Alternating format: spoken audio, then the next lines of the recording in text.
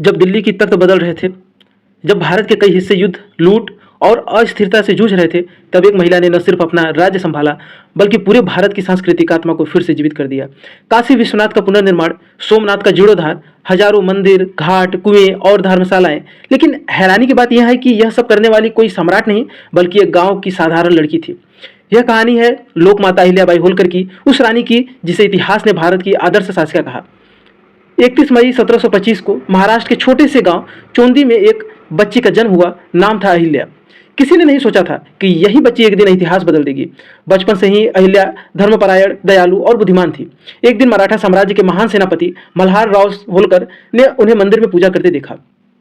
उनकी सादगी और संस्कार देखकर मल्हार राव इतने प्रभावित हुए कि उन्होंने अपने पुत्र खांडे राव होलकर से उनका विवाह करा दिया। लेकिन किस्मत ने जल्द ही कठिन परीक्षा ले ली।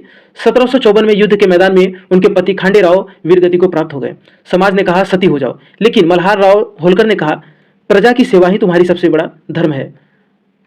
यहीं से शुरू हुई एक असाधारण यात्रा। 1767 में अहिल्याबाई मालवा की शासक बनी।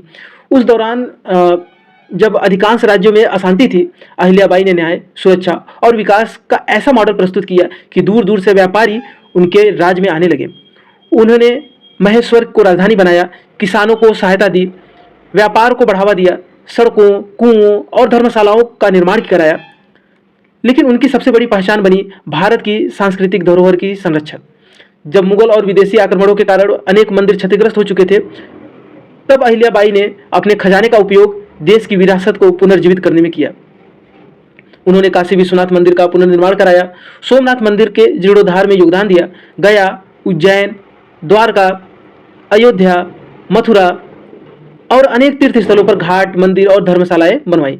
आज भी वाराणसी के घाट और महेश्वर का किला उनके दूरदर्शिता की गवाही देते हैं।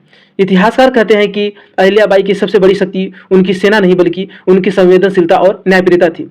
उन्होंने जनता को कभी प्रजा नहीं, बल्कि अपने परिवार की तरह माना। इसलिए लोग उन्हें महारानी नहीं, लोक माता कहकर पुकारने लगे। 1795 में उनका निधन हो गया, लेकिन 250 साल बाद भी उनका नाम सम्मान, सेवा और सुशासन के प्रतीक के रूप में लिया जाता है। प्रधानमंत्री नरेंद्र मोदी ने भी उन्हें भारत की नारी शक्ति, सांस्कृतिक गौरव और सुशासन की प्रेरणा बताया है। दोस्तों, अहिल्याबाई होलकर की कहानी हमें सिखाती है कि महान बनने के लिए राजमहल में जन्म लेना जरूरी नहीं, बल्कि जनता के लिए समर्पण होना जरूरी है। यही कारण है कि इतिहास की किताबों में नहीं, बल्कि करोड़ों भारतीयों के दिलों में आज भी लोकमाता अहिल्याबाई होलकर जीवित हैं। धन्यवाद। जय हिंद।